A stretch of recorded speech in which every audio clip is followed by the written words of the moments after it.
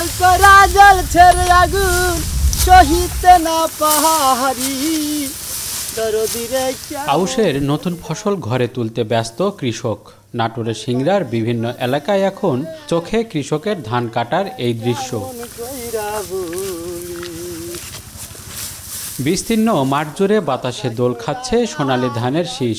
এই বছর আউশ ধান চাষের অনুকূল আবহাওয়া থাকায় ফলনও হয়েছে ভালো। উচ্চ ফলনশীল জাতের ধান চাষ করায় বিঘা প্রতি ফলন হয়েছে 20 থেকে 22 মণ।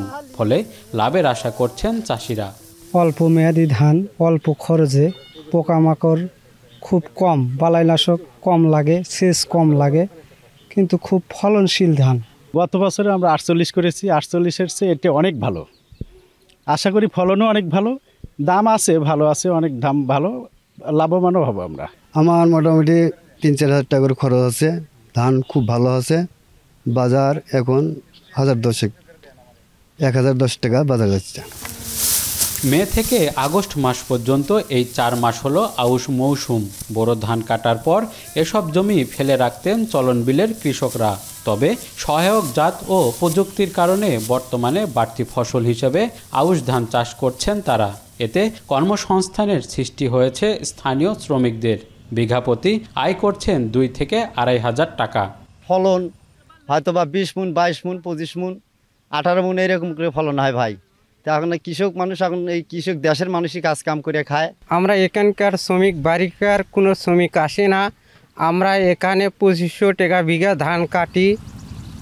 প্রতি বছর নাটোরের সদর উপজেলা সিংড়া, গুরুদাসপুর এবং বোরাই গ্রামে বাড়তি ফসল হিসেবে আউশ ধান চাষ করেন কৃষকরা।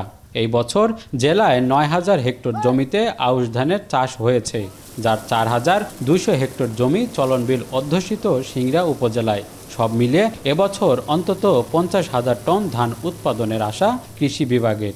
প্রতি বছর আউশ ধান চাষে কৃষকদের উৎসাহিত করতে সার বীজের পাশাপাশি নগদ অর্থ প্রণোদনা দিচ্ছে কৃষি বিভাগ। প্রায় 3500 কৃষকের মাঝে বিনামূল্যে ধান, সার এবং অন্যান্য উপকরণ বিতরণ করেছি। এবং ধানের যে উচ্চ ফলনশীল জাত, যেমন বৃধান 98, এগুলো আমরা করার ব্যাপারে কৃষকদেরকে উৎসাহিত করছি। তো কৃষকরা কথা শুনছেন এবং অনেক জমিতে এই ধানের চাষাবাদ হয়েছে। আমরা আশা করছি ধানের একটা বাম্পার ফলন হবে। বোরো ধানের মজুদ কমে আসায় নাটোরের হাট বাজারগুলোতে কমেছে ধানের সরবরাহ। এতে করে চাল উৎপাদন করতে গিয়ে বিপাকে পড়তে হচ্ছে মালিকদের। তবে খুশির খবর হচ্ছে এই মৌসুমে আউশ ধান কাটা শুরু হয় আগামী 1 সপ্তাহের মধ্যে এসব ধান চলে যাবে হাট বাজারগুলোতে।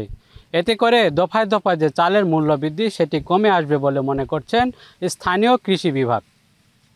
মাহবুব হোসেন, এখন, নাটোর।